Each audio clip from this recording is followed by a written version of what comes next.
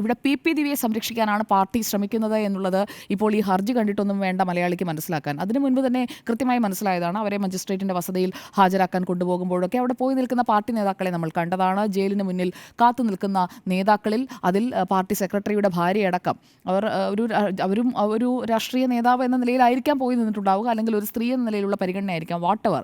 ഇതിൽ പാർട്ടിയുടെ ഒരു പിന്തുണയുണ്ട് എന്നുള്ളതൊക്കെ പരസ്യമായ കാര്യമാണ്. അതിലിനിയിപ്പോൾ ADM നവീൻ ബാബുവിൻ്റെ ഭാര്യ മഞ്ജുഷയുടെ ആരോപണം എന്ന രീതിയിലൊന്നും പറയേണ്ടതില്ല. അവർക്ക് ബോധ്യപ്പെട്ട കാര്യങ്ങൾ അവരൊരു ഹർജിയാക്കി കോടതിയുടെ മുന്നിലേക്ക് വെച്ചിരിക്കുകയാണ്.